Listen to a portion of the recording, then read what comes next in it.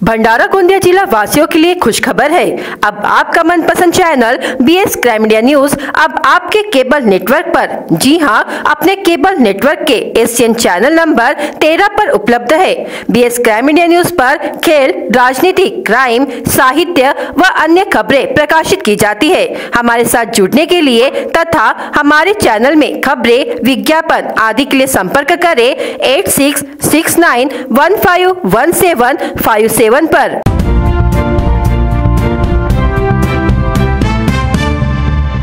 ग्राम आष्टी में चल रहा है रेत का अवैध कारोबार।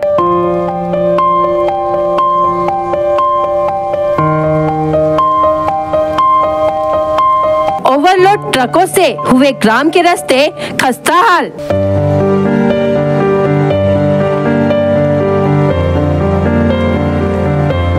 इन रास्तों पर दोपहिया क्या पैदल चलना भी हो गया दुभर।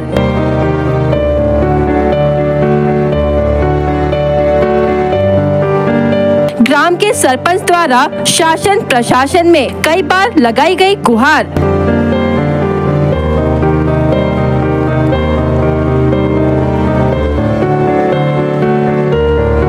शासन प्रशासन सूद लेने को नहीं तैयार।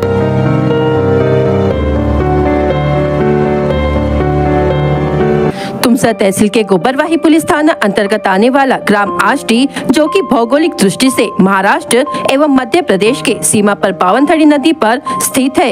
यह ग्राम नदी किनारे होने के कारण संपूर्ण जिले में अपनी कृषि संपन्नता के लिए चाहे गन्ना हो या धान के लिए विख्यात है। लेकिन इस ग्राम के जीवनदायिनी नदी आजकल रेत तस्कर के कारण अपना अस्तित्व खोते जा रही है। ग्राम के नदी से दिन रात रेत तस्करी होने के कारण ग्राम के सड़कों की हालत बद से बदतर हो गई है, तो दूसरी तरफ नदी का भूजल स्तर नीचे जा रहा है। साथ ही रेत का ओवरलोड यातायात होने के कारण ग्राम के सड़कों की अवस्था एकदम दयनीय हो गई है। इन 12 से 14 फीट चौड़ी सड़कों पर 2 व्हीलर तो क्या पैदल चलना भी मुश्किल हो गया है, जिसकी सूद लेकर ग्राम के सरपंच ईश्वर गौपाले ने ग्राम में हो रहे इस रेत के अवैध उत्खनन एवं रेत के हो रहे अवैध यातायात की महसूल विभाग एवं पुलिस विभाग को कई बार पत्राचार किया, जिनमें प्रमुखता से पुलिस अधिकारी, तहसीलदार व आमदार को इस क्षेत्र के अवैध धंधे की पत्र द्वारा जानकारी दी गई तथा कार्रवाई करने की अपील की गई। इतना ही नहीं, ग्राम आष्टी के सरपंच ईश्वर गौपाले ने ग्राम पंचायत का ठहराव लेकर कार्रवाई की अपील की, लेकिन इतना सब होने के बाद भी कार्रवाई शून्य ही रही। ग्राम आष्टी के सरपंच ईश्वर गौपाले एवं ग्रामीणों के अनुसार अगर इन रेत तस्करों को रोका या टोका जाए तो मारने पीटने की धमकी देने से बाज नहीं आते हैं। आखिर कब तक ग्राम आष्टी के हाल सुधरेंगे? आखिर कब तक जनप्रतिनिधि के सम्मान की और उनके हक अधिकार की अवहेलना होती रहेगी? मी ईश्वर दयाल हेमराज गौपाले आष्टी गावचे सरपंच आहे आणि आमच्या गावामध्ये रेती तस्करी पुष्कळ दिवसापासून सुरू आहे। रेती डेपो पण होता, त्या रेती डेपोची तारीख संपल्याच्या नंतर अवैधरित्या आता रात्रन दिवस रेती चोरीचा भाग सुरू आहे। तसेच याच्याकरिता लेखी कारवाई होईल म्हणून आम्ही पत्र पण दिले, ठाणेदारला दिला, DYSPला दिला, त्याच्यानंतर तहसीलदार, SDM, कलेक्टरला दिला, तरी पण कोणत्याच प्रकारचा असा ॲक्शन घेतला नाही। आता पण रेती चोरी सुरू आहे आणि रस्त्याना पायदळ जाता येत नाही आणि शेतकरी शिवागाळी करून राहिले। गावच्या ग्रामपंचायत बाडीला म्हणजे हे थांबवत नाही म्हणून सरपंचाला दोषी ठरवून राहिले आणि याचा काहीतरी हात असेल म्हणून ना। असा कोणत्याच प्रकारचा माझा हात नाही आहे, काही नाही आहे। कर्मचारी आता आजच मी पटवाऱ्याला फोन केलो, पोलीसवाल्याला केलो, पोलीसवाले आले, आज गाड्या पळाल्या आणि अजून डबल आल्या, तरी पण आता अजून जाऊन सर्वे करण्यात आला। रेती चोरी ट्रकाने चालते का ट्रॅक्टरना? रात्रीला ट्रक आता दिवसा काढून ठेवतात नदी किनाऱ्याला आणि रात्रीला मोठ्या ट्रकना घेऊन जातात। मोहाली तहसील में रेत चुरा रहे 60 ट्रैक्टर व पोकलैंड मशीन पर करडी पुलिस ने 7 जुलाई को जब्ती की कार्रवाई की है। इस कार्रवाई में पुलिस ने कुल 71,04,500 रुपयों का माल जब्त किया। करडी पुलिस को मुंडरी के वैनगंगा नदी तट पर ट्रैक्टरों से रेत चोरी करने की जानकारी मिली थी। पुलिस ने मौके पर पहुंचकर छापा मारा तो बिना क्रमांक के कुल 60 ट्रैक्टर तथा एक पोकलैंड मशीन मिली। इनमें से 2 ट्रैक्टरों में रेत लदी पाई गई। पुलिस ने 50 लाख रुपए के 60 ट्रैक्टर तथा 20 लाख रुपए की पोकलैंड मशीन व रेती ऐसे कुल 71,04,500 रुपयों का माल जब्त किया। पोकलैंड के ऑपरेटर पौनी तहसील के वलनी ग्राम निवासी सुधाकर दामोदर बेलखोड़े उम्र 32 वर्ष के खिलाफ धारा 303(2)(3)(5) भारतीय न्याय संहिता के तहत मामला दर्ज किया है। इस कार्रवाई की जांच पुलिस उप निरीक्षक राजेश डोंगरे कर रहे हैं। वहीं रेत लदी 4 टिप्पर पर सिहोरा पुलिस ने कार्रवाई कर कुल 80,64,000 रुपए का माल जब्त किया। यह कार्रवाई करकापुर के पास 6 जुलाई की शाम को की गई। सभी आरोपियों पर 7 जुलाई को मामला दर्ज किया गया। आरोपियों में भांडेवाड़ा नागपुर निवासी संजय केशव अतकरी उम्र 39 वर्ष, मौदा तहसील के गोवरी ग्राम निवासी शैलेश पतिराम मुलुंडे उम्र 27 वर्ष, सीतेपाल बीट ग्राम निवासी रुपेश शिवराम उइके तथा नागपुर निवासी फतेह वर्मा उम्र 26 वर्ष का समावेश है। आरोपी अपने ट्रक क्रमांक MH40 CT 5236, MH40 BF 4146 Ashok Leyland company के ट्रक क्रमांक MH40 CS 7500 तथा एक अन्य वाहन में रेत भरकर ढुलाई कर रहे थे। इन सभी वाहनों में कुल 32 ब्रास रेत लदी मिली, जिसकी कीमत 64,000 रुपए है। पुलिस ने वाहन चालकों को रेत ढुलाई के लिए आवश्यक रॉयल्टी मांगी, लेकिन आरोपी वाहन चालक दस्तावेज नहीं दे सके। पुलिस ने आरोपियों पर धारा 303(2)(49)(3)(5) भारतीय न्याय संहिता 2023 के तहत मामला दर्ज किया है। इस पूरी कार्रवाई में 80,64,000 रुपयों का माल जब्त किया गया। मामले की जांच पुलिस हवालदार इल्पाते कर रहे हैं। पूर्व सांसद सुनील मेंढे ने बताया कि भंडारा जिले में 55 करोड़ रुपए और गोंदिया जिले में 77 करोड़ रुपए की शेष राशि अगले 2 दिनों में जिला विपणन कार्यालय को प्राप्त हो जाएगी और जल्द ही सरकार के माध्यम से किसानों के खाते में स्थानांतरित कर दी जाएगी। इस संबंध में सुनील मेंढे ने मार्केटिंग फेडरेशन के वरिष्ठ अधिकारियों से संपर्क कर जानकारी ली। भंडारा जिले में रबी सीजन के दौरान उत्पादित 3,11,976 क्विंटल धान मई और जून के 2 महीनों में सरकार द्वारा समर्थित धान खरीद केंद्र के माध्यम से खरीदा गया था। मई माह में खरीदे गए इस धान की देय राशि 12,99,84,333 रुपए किसानों के खाते में जमा कर दी गई, लेकिन जून माह में किसानों को खरीद के लिए भुगतान की जाने वाली 55,10,60,256 रुपए की राशि नहीं मिली। साथ ही गोंदिया जिले में कुल 4,72,701 क्विंटल खरीदी में 103 करोड़ 19 लाख में से 26 करोड़ 9 लाख रुपए किसान के खाते में जमा कर दिए गए हैं। शेष 77 करोड़ रुपए अगले 2 दिनों में जिला विपणन कार्यालय को प्राप्त हो जाएंगे और जल्द ही किसानों के खाते में भेज दिए जाएंगे। इस संबंध में पूर्व सांसद सुनील मेंढे ने केंद्र सरकार के आपूर्ति विभाग के अधिकारियों और विपणन महासंघ के वरिष्ठ अधिकारियों से टेलीफोन के माध्यम से बातचीत की। उन्होंने जोर देकर कहा कि खेती का मौसम चल रहा है और किसानों को बेचे गए धान का भुगतान जल्द किया जाना चाहिए। राशि अब केंद्र सरकार द्वारा प्रधान कार्यालय को भेज दी गई है और जल्द ही इसे जिला विपणन अधिकारियों को हस्तांतरित कर दी जाएगी। जैसे ही यह जिला विपणन अधिकारी के पास पहुंचेगा, इसे किसान के खाते में स्थानांतरित कर दिया जाएगा। इसलिए किसानों को चिंता नहीं करनी चाहिए। उन्होंने स्पष्ट किया कि जल्द ही 1 से 2 दिन में यह रकम खाते में जमा कर दी जाएगी। इसमें कोई संदेह नहीं कि पूर्व सांसद सुनील मेंढे द्वारा किया गया यह फॉलोअप निश्चित रूप से किसानों को राहत पहुंचाएगा।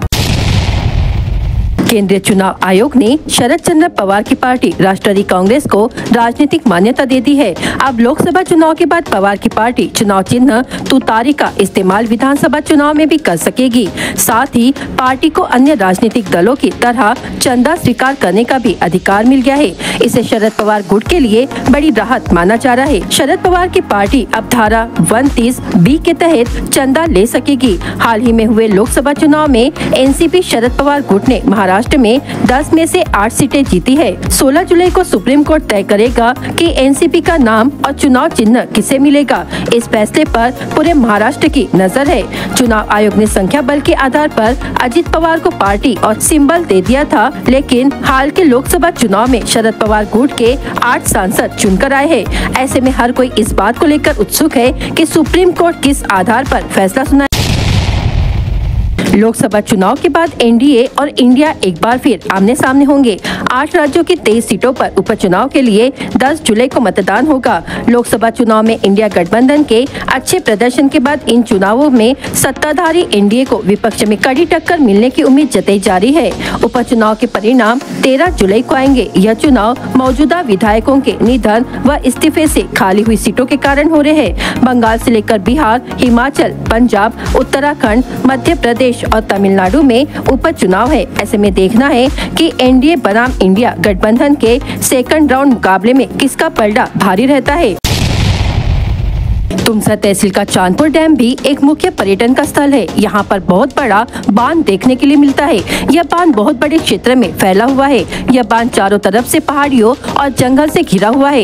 यहाँ पर आकर अच्छा समय बिता सकते हैं। बारिश के दौरान तालाब पानी से लबालब होने से परिसर की सुंदरता और निखर जाती है। जो भी श्रद्धालु चांदपुर के हनुमान के दर्शन करने के लिए आते हैं, वे सैर करने के लिए तालाब परिसर में अवश्य जाते हैं। यहाँ पर बोटिंग की सुविधा भी उपलब्ध है। यहाँ पर प्राकृतिक दृश्य देखने के लिए दूर दराज से सैकड़ों लोग अपनी फैमिली और दोस्तों के साथ आकर अपना अच्छा समय व्यतीत करते हैं। यह जगह बहुत ही शांति प्रिय और यहाँ पर बहुत सारी बर्ड्स भी देखने के लिए मिलती है।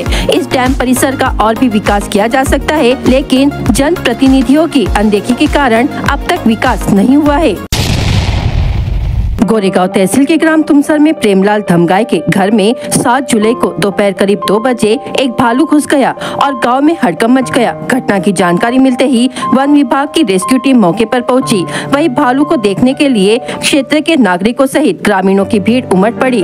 दोपहर 2:30 बजे तक हुए रेस्क्यू के बाद वन विभाग को सफलता मिली। गोरेगांव तहसील के ग्राम तुमसर में प्रेमलाल धमगाय के घर के पास एक नया घर निर्माणाधीन है। दोपहर करीब 2 बजे घर के पिछवाड़े में भालू नजर आया। नागरिक प्रेमलाल धमगाय के घर पहुंचे। नागरिकों की बढ़ती भीड़ से घबराकर भालू एक निर्माणाधीन मकान में घुस गया और बैठ गया। घटना की सूचना वन विभाग को दी गई। वन विभाग के अधिकारी व कर्मचारी मौके पर पहुंचे। वहीं दूसरी ओर नागरिकों की भीड़ भी बढ़ती गई। नागरिकों की भीड़ के कारण बचाव दल को काफी मशक्कत करनी पड़ी। करीब 3 घंटे के बाद भालू को सुरक्षित कैद किया गया और जंगल में छोड़ा गया।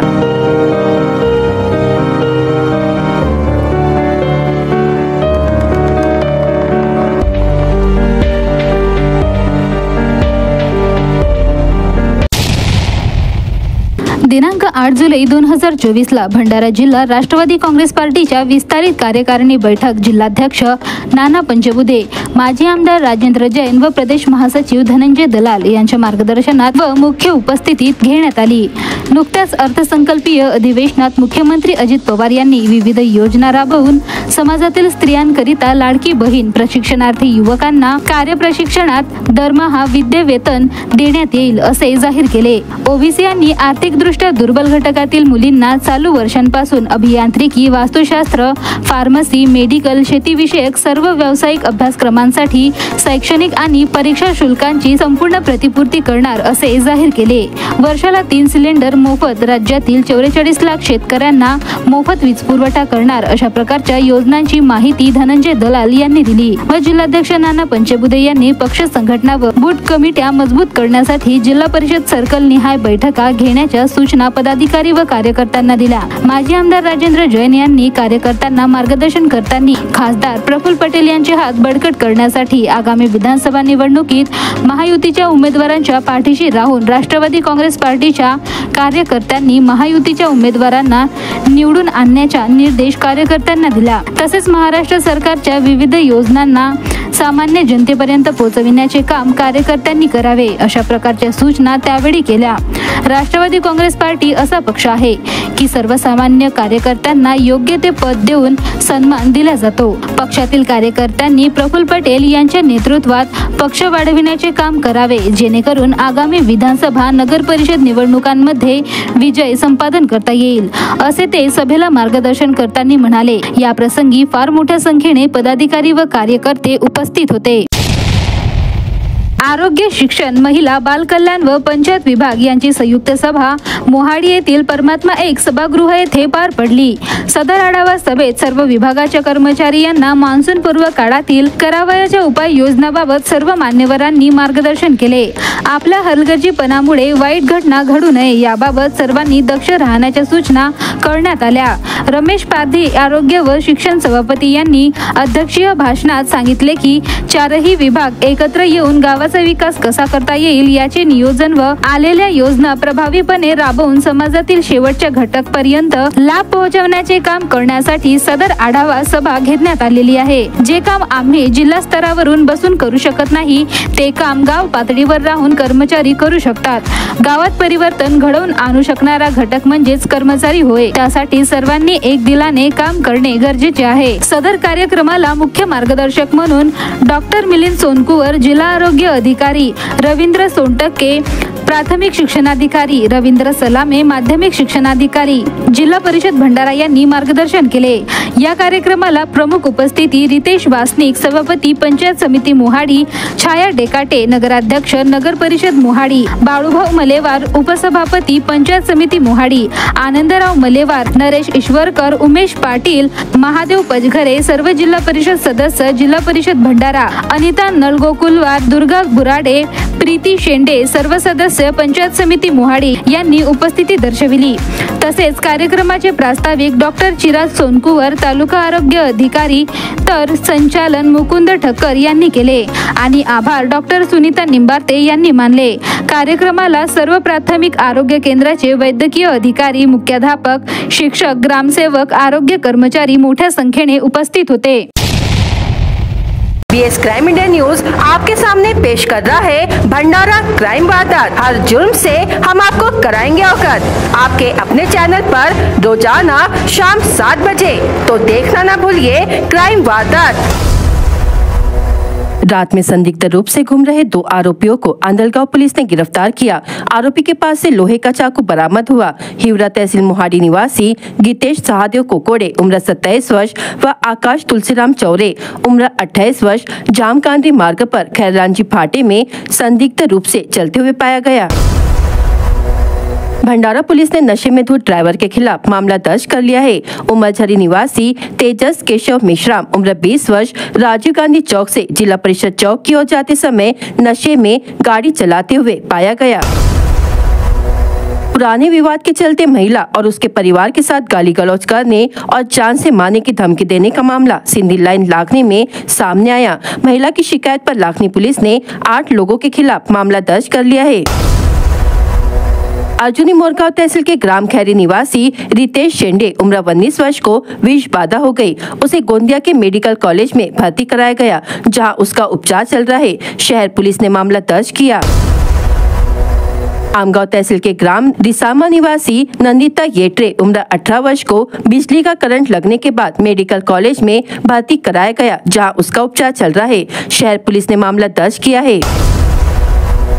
पिंड के पाटोली निवासी अमृता शेंडे उम्र 65 वर्ष को सांप ने काट लिया। उसे मेडिकल कॉलेज में भर्ती कराया गया, जहां उसका उपचार चल रहा है। शहर पुलिस ने मामला दर्ज किया।